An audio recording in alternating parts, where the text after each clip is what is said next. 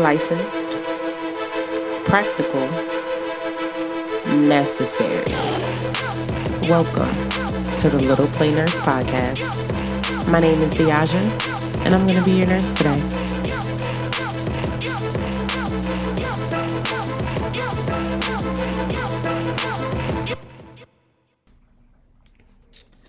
All right, good afternoon and welcome to the Little Play Nurse Podcast. My name is Diaja and I'm going to be your host today. Today we are doing something very, very different. Like I said before, if you follow me on TikTok, you've already seen my post. I'm like, TikTok done messed up. They done gave me an opportunity to go live and in person with you guys. I see you guys joining in right now on TikTok. Hey, how you doing? Welcome to the 4th episode of the Little Play Nurse Podcast, where I'm going to be talking about what I thought nursing was going to be and then what it actually turned out to be. If you have been following me thus far, you have seen me go through the highs and lows of nursing and kind of what got me into nursing, what kind of work I do, things like that. If you are joining me right now live on TikTok, please drop in the comments where you work at, what type of nurse you are, and kind of what brought you to this journey so that you can be a part of this conversation with me. I want an interactive crowd. I want to get to meet some of you guys, how you guys have been following me. Thank you so much for just rocking in with me every Sunday, getting to know me, and this is my opportunity to get to know you guys. If you hear that scratching in the background, that is my naughty child. His name is Max. He is very spoiled and he thinks the world revolves around him. But anyway, we're just going to jump right into it. So like I said before, I've been a nurse now 7 years. My nurseversary will be July 3rd. I will have been an LPN for 3 years. And as you all know, the reason why I got into it, my mom and them, they were like, yo, you would be a great nurse because you just like helping people. And I was like, oh, so that's what nursing is. Nursing is just helping people, getting out there and seeing a population who is in need of help and just trying to support them in whatever phase of their life that they're in. And so you go to school, and in school, they don't teach you how to be a nurse.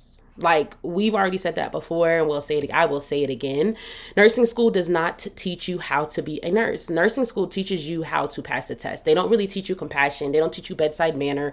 They don't teach you how to, deal with real life situations. They teach you how to test, because in NCLEX world, you live in something called utopia. At least that's what my professors called it. They called it utopia, meaning that everything that you absolutely need is there. You have all of the resources, you have all of the staff, you have everything. Your patients are unstable, but they are not in a realm where you cannot fix it. You don't have the resources to fix it. But baby, in real life, that doesn't exist.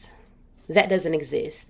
And that reality did not hit me early on in my nursing career, because I was fortunate enough to become a baby nurse in a facility. Like I said before, I'm originally from Delaware, and I was able to be nurtured in a facility that taught us how to be nurses. I worked in a long-term care facility for young adults with disabilities, and my ratios were very small, and the nurses who I was under, they had gone to the same school that I had gone to, so it was really like a assimilation of what I had already been doing in school carried over into the real world. So that was a good plus for me. So and in that in that environment, that facility was a private paid facility, meaning that the majority of the residents who were there, their parents or their families donated large sums of money for them to be there. And so we had all of the things that we needed, that I was living in utopia in real life. But that was short-lived. I was there for about a year, and then I migrated to North Carolina. And in coming to North Carolina and working in some of these facilities, it was like, baby, this is not utopia. This is the ghetto. And it was at that point I realized that nursing is not all fun and games. Nursing is not all bog bags and Danskos and Stanley Cups and cute badge reels and compression socks. No, nursing in long-term care, and I can only speak to long-term care because I'm a long-term care girly. Nursing is the trenches, baby. Nursing is truly the trenches. And I don't mean that in a bad way. I'm not saying that, nursing is a bad thing. I'm saying these environments in which we are kind of, I don't want to say forced because you can go anywhere, but the majority of the places that we are working in, that we have to work in, is the trenches. Our ratios are outrageous. The supplies that we are meant to utilize to take care of our residents are non-existent. The care and compassion amongst our peers when we are caring for these people doesn't exist. And it's not because we don't want to be compassionate. It's not because we don't have empathy. It's because the environment in which we are, I'm just going to say, forced to work in is not conducive to good care.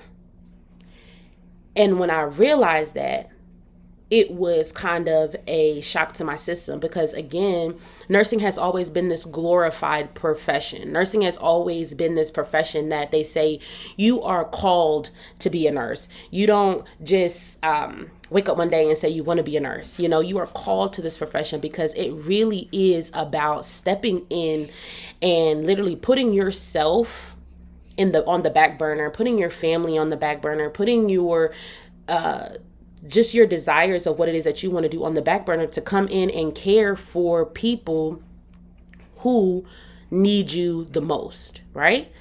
And so in having to do so, it is taxing on you mentally, emotionally, physically, and spiritually. We are spending more times caring for other people's loved ones and family members than we are our own. And that's just the reality of it. But when you step into an environment, especially in most of these long-term care facilities, where the first thing you see when you walk into a facility, not even the first thing you see, but the first thing that you are met with your senses is the smell. It smells like poor care. And initially, people think that, oh, the CNAs aren't doing their job. Oh, the CNAs aren't rounding properly. Oh, this facility doesn't give good care. This and a third. But then when you go a little bit further past the front door and you go onto these units and you go into these linen rooms and you go into these supply rooms and you go in and you see that the supplies are non-existent. The linen is not there. And the linen that is provided to us that we do have is either stained or it's poorly cared for. And on top of that, the ancillary staff that are in these facilities that are there to help facilitate these things being readily available for us, they're underpaid and overworked, and the way that they staff them is ridiculous. It's staggered. So you mean to tell me you have a long-term care facility building, let's say 100-bed facility, right? That means 100 residents. You have 3 shifts, 7A to 3P, 3P to 11P, 11P to 7A. 24-hour care, right? And you mean to tell me that you only staff 2 laundry techs for 100 residents, 24-hour care. You only staff 2 laundry techs. And to all my nurses and CNAs, I was a CNA, I have been a CNA now longer than I've been a nurse. So baby, the way that they teach us how to give care, to provide peri-care, baby, how many rags we supposed to use? How many washcloths are we supposed to use that we are taught to use in nursing school as we are taught in CNA school? How many towels are we supposed to use? You got to use one for the face, right? And they teach you have to fold and then wipe and then fold and then wipe. So then you're using one for the face, using one for the body, using one for the peri-care area. And if your washcloth is dirty, you need to fold it. And this is just soap. We're just talking soap first. Then you got to go and rinse with a full bed bath. So times the amount of rags you're thinking you use times 2. And then you have to dry them. And you know that the materials is cheap. So you're using way more than what you need to because the quality of this stuff is not great. So again, for one resident, 1 bed bath, I'm going to say we're going to use 6 washcloths and 4 towels. Times that by 100. That's 1 bath. That's not even counting if the resident has a blowout. That's not counting if another resident who's not on your shower schedule is requesting a shower. That's not accounting for any of that, right? And you have 2 laundry people for 24 hours, 600 plus pieces of towels and washcloths. We ain't even get into the chuck pads. We ain't even get into the linen that has to be put on the bed, because every time you give a shower, it is a complete bed change. So we didn't even get into any of that. And so that in itself is something that takes place on the back end that you would not know or you would not see as a brand new nurse, brand new CNA walking into these facilities, because you are taught in school that you have all of the resources that you need to be successful, to give good care, right? And then you walk into these buildings and you're like, okay, I'm ready to give a bath. And you get your little basins, you get your 2 basins, and you're like, okay, I need a washcloth for this, a washcloth for that. And you get to the linen room, baby, and ain't no linen. Ain't no linen. And you ask them, hey, where's the linen? I need X, Y, and Z. And then your preceptor looking at you like, girl, you must be new. Because we don't have that here. Instant shell shock. Instant feeling of, what did I get myself into? Because you have only been taught to do things a certain way, and now you're getting into the real world and they're telling you, I'm sorry, that doesn't exist. That doesn't exist here. And then you think, okay, maybe it's just this building, maybe it's just this area, maybe it's just a bad day. And then you've been in this for year after year, and you see it not get better, you see it only get worse. So then what? It starts to slowly chip away at that bright-eyed, bushy-tailed young nurse, young CNA coming in wanting to change the world, because then you realize it is not all rainbows and sunshine and butterflies. This is real life. And real life sucks, because you are unable to provide good care in the way that you were taught, because the resources are not available to you. And then you become like myself or other CNAs and other nurses who are now taking out of your own pocket. I know I got some old school CNAs in here, or some new school CNAs in here that know exactly what I'm talking about. You take out your own pocket and you go purchase your own supplies, like good soap. Because I didn't even talk about the soap. Baby, the soap is trash. The soap is not cleaning anybody. Right? So you take out of your own pocket and you buy your own supplies, and you bring in your supplies every day and making sure that these residents are getting cared for and things like that. But guess what? That's infection control. Because you can't use the same soap for multiple residents. You can't use the same lotion for multiple residents because it's infection control. That's a problem. But it's not a problem that we're not being provided what we need to be provided to give good care to these residents. Yeah. So that's one piece, right? The second piece, and realizing nursing is not really what it is these ratios. These ratios are ridiculous. It is unsafe. It is unfair. It is unacceptable. And I don't understand how these long-term care facility buildings are allowed to run like this. I don't understand how in the state of North Carolina, staffing mandates are not a thing. I don't understand how you can tell me, a nurse, that it is safe for me to care for 30 residents and to safely medicate 30 residents. In school, they teach you that you have an hour before and an hour after to give your medications. You have 30 residents. Now, I'm going to give us a couple scenarios, right? Okay, so the first scenario is you got 30 residents, and out of your 30 residents, everybody's stable. You have no post-op patients. You have no blood sugars. Everybody is PO. You have no G-tubes.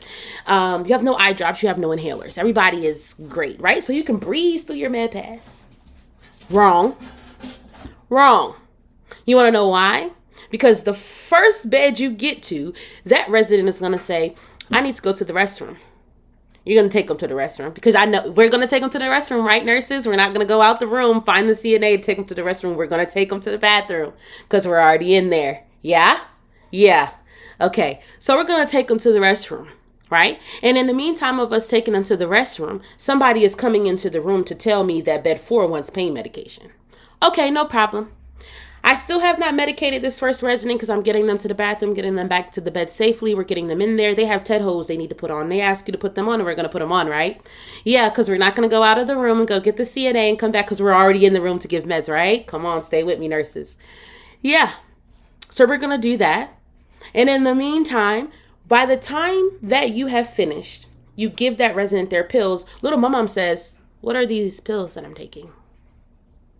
And my mom's been a resident here for 15 years. Her medications have not changed. You've been working with my mom for 3 years, and her medications have not changed. But guess what? Today, Miss Mary wants to know what pills she's taking, and all of them are white, tiny pills. So you go back out to your cart, because you're a good nurse. And you go back out to your cart, because who remembers all the pills? I know I don't. I'm not sitting here about to claim that I'm a super nurse because I ain't. I don't remember. I know you got something here for blood pressure, something in here to manage your diabetes. You got a water pill in here. You got some vitamins, but I don't know exactly what they are. So I'm going to go out there. And by the time I go out there, I got a family member in my face asking me why her mom's breakfast is cold when breakfast just came out 5 minutes ago. And as I'm trying to troubleshoot that, let's not forget bed 4 wants pain medicine. So now they're screaming. Where are my CNAs? They're in room giving care. You want to know why? Because management says that all these people need to be up and out of bed by 8 o'clock. Mind you, the shift started at 7. And we ain't got no linen. You're 45 minutes into your shift and I'm already overstimulated. And this is not a hyperbole. This is real life. This is what nurses are dealing with every single day in long-term care. And that is draining. Baby, I thought nursing was going to be, I'm coming, I got my cute scrubs on. I'm a cup girly down. If you know me personally, you know I love cups. Give me a good cup, baby. I have my good old cup. I have my stethoscope. I love pens. I love notebooks. I love all of the things that make me feel like I'm going to be successful. So I'm able to come in, put my bags down. I'm able to get report. I'm able to see all my residents. I'm able to, take everybody to the bathroom. I'm able to get everybody's vitals. I'm able to chit chat with all my residents. That is what I thought. But boy, was I sadly mistaken. And it's unfortunate because these residents in long-term care crave connection. And that's why we get frustrated. I don't know about y'all, but I get frustrated because I want to sit and talk to my mom. I want to sit and talk to her about the fact that her granddaughter is getting married and she wants to show me the dress and she's knitting this whatever thing, the veil. She's crocheting this veil for her. And I want to be able to talk to her, but I can't because I got 30 people to medicate. And bed 4 is still screaming for medications. And then management comes around. And if you don't know by now, yes, I am a nurse manager, been a nurse manager for the last 3-4 years. And I love to pick at us because I understand I've been on the both sides of the same coin. And then management comes around with a piece of paper and says, here, all of these skin assessments have not been done. I need you to complete them. All of these path notes have not been done. I need you to complete them. Do you know why such and such didn't get their meds last night? Mind you, it is still 7:45. You've only been at work for 45 minutes and you have been hit with a truck full of requests. Any normal person would be agitated. Any normal person would be frustrated. And let's even take it a step further. You have been interrupted in the middle of a medication pass. Number one rule that I was taught in nursing school is that you do not interrupt the nurse in the middle of a med pass. Why? Because it increases the risk for a medication error. Do you think anybody cares? Does anybody remember when I know I haven't been a nurse that long, but I remember when I first became a nurse, when the nurse was on the cart, there was a sign that said medication administration in progress or something like that, or like please do not disturb passing medication, something like that. There was like a thing that if a nurse was passing her meds, actively passing her meds, you were to either write a note and leave it on her desk or save it later unless it was airway breathing or circulation that needed to be interrupted right then and there. That doesn't exist anymore. It doesn't matter because as nurses now, we are expected to be an octopus. We are expected to be an octopus that smiles and waves and nods and says, yes, sir, no, sir, yes, ma'am, no, ma'am, thank you. 1 minute, please. I will be there for you in a second, and maintain composure while being pulled in 47 different directions and don't make a med error. Don't make a med error. Because now you're in the office being asked, why did you make this med error? Why did you give a tablet instead of a capsule? Or did you not give Mr. So-and-so their blood pressure med, and you gave the blood pressure med, but you didn't check the blood pressure, or you checked the blood pressure, but you forgot to recheck it and you didn't write a note. And now you have to explain yourself, and you cannot say, sorry, I just saw a comment come in. But you cannot say, oh, it's because I had too many tasks to take care of. Oh, a family member came up to me and needed something, because you're expected. They tell you. Then your boss tell you, well, you can tell them like you'll be right there, or tell them to give you a moment. Have you ever tried to tell a family member, 1 moment, please, I'll be right with you in a moment. I'll be right with you in a second. I'll get to your loved one in a second. Baby, that ain't happening, because guess what they gonna do? They gonna stand right there at that nurse's station and wait until you go and address their situation. And guess what the situation is? Yes. Mom can't reach her remote. You came out the room to come find me, an already overstimulated nurse, to get you the remote. No problem. I'll be right there. Not a problem. Oh no, you're not bothering me at all. I'll be there in a second. Meanwhile, I still have not given Bedford their pain medicine.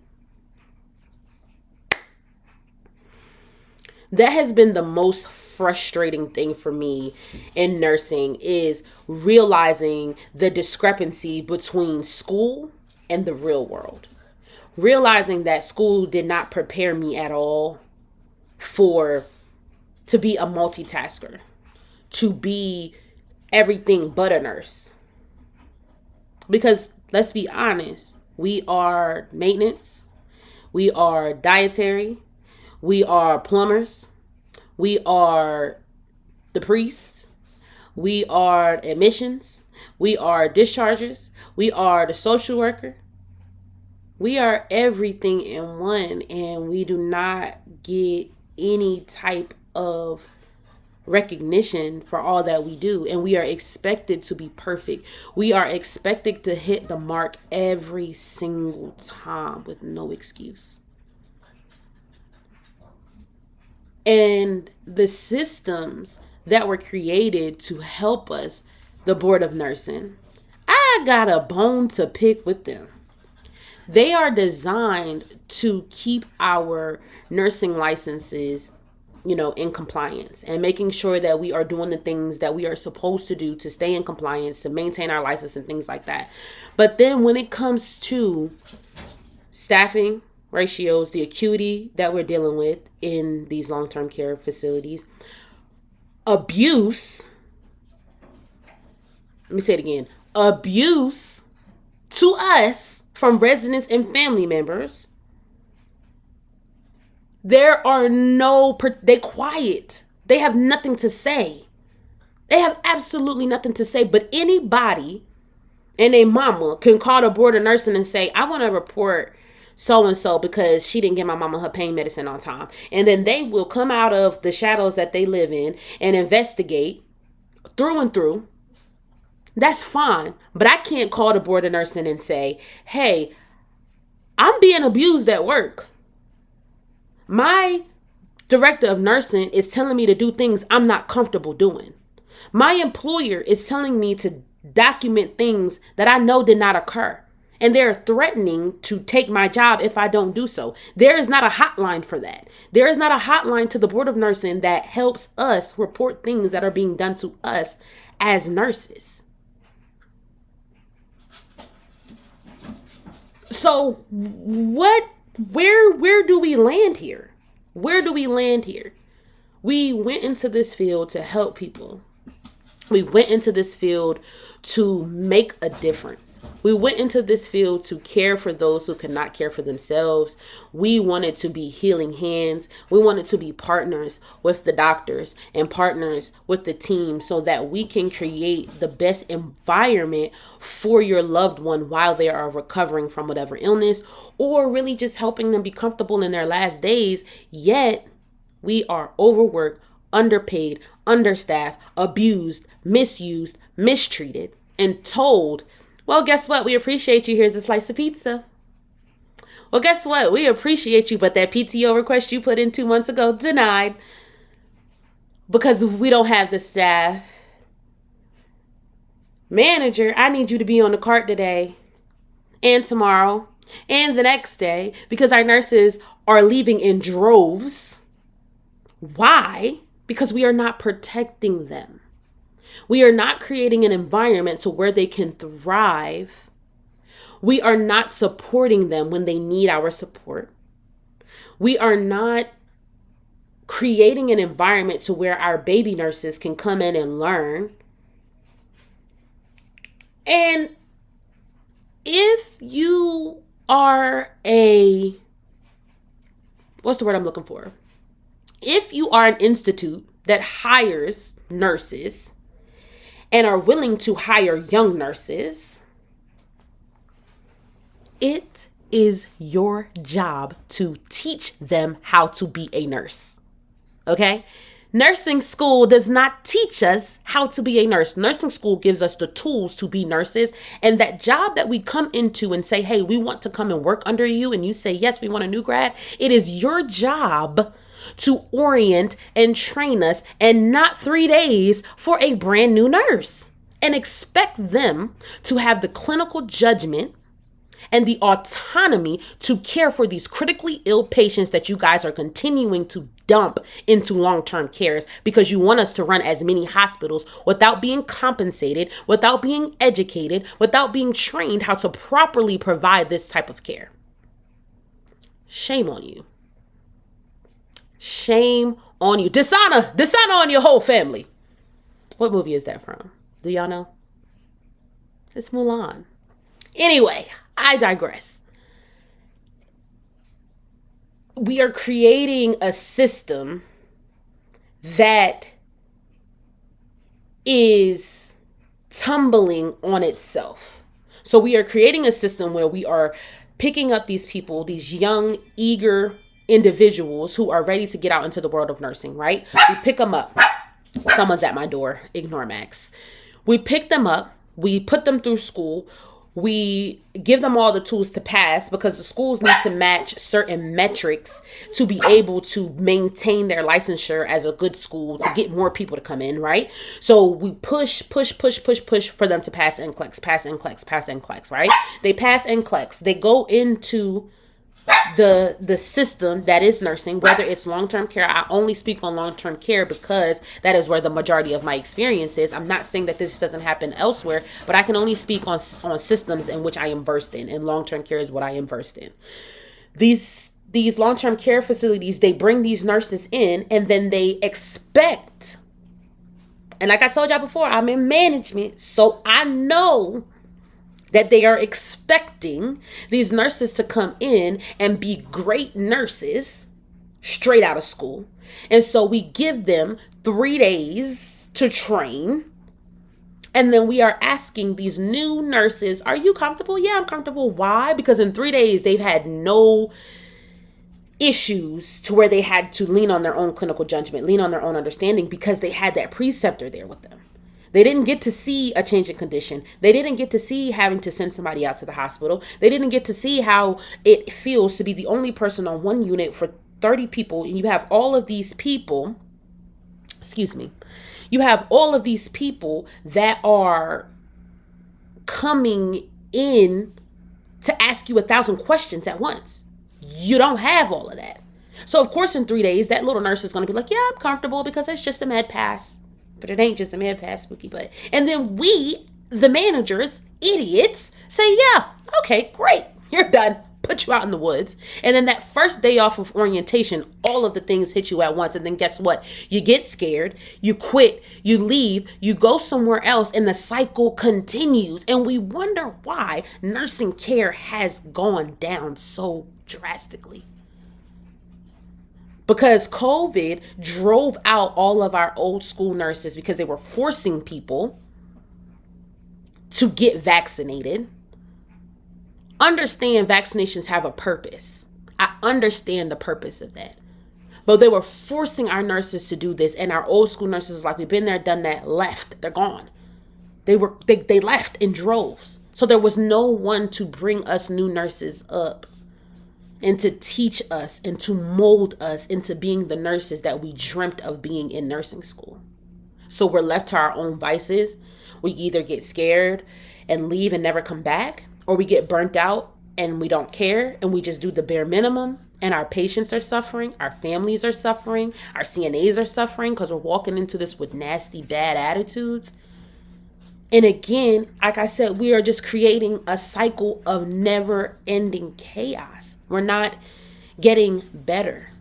We're not pushing the needle forward. We are actually regressing, and it's sad. It's very sad to see the profession that I literally felt like a little kid looking inside the window, like, oh, I couldn't wait. Like when I worked at the hospital as a CNA, we wore gray and all the nurses wore navy blue, and I couldn't wait. Putting on navy blue scrubs was like one of my biggest accomplishments because I saw these nurses and I wanted to be them. I wanted to be like them. I wanted to be the one that was making the tough decisions and helping these people, and I wanted to be her. And so when I graduated and was able to go buy my navy blue scrubs, baby, I felt so liberated. But when I stepped into long-term care, it was a culture shock. And it was disappointing. And I thought that moving on the back end, coming into management, would help me push the needle forward. It didn't. Because we don't matter either. And that's another topic for another day. As much as we sit at the table and we fight for our nurses and fight for our CNAs and fight for better staffing and fight for supplies and things like that, we don't matter. Just because I'm a manager or a supervisor, I don't matter. They hear me. Okay, yeah, we'll table that. We'll talk about that another time. Never gets done. Long-term care nursing is reactive, not proactive. And it is unfortunate. It really is. And I'm not giving up on nursing.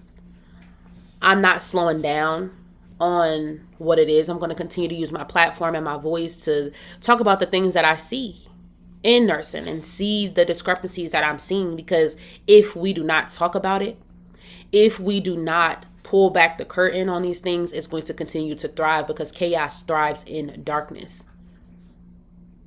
Germs, disgust, rot grows in darkness.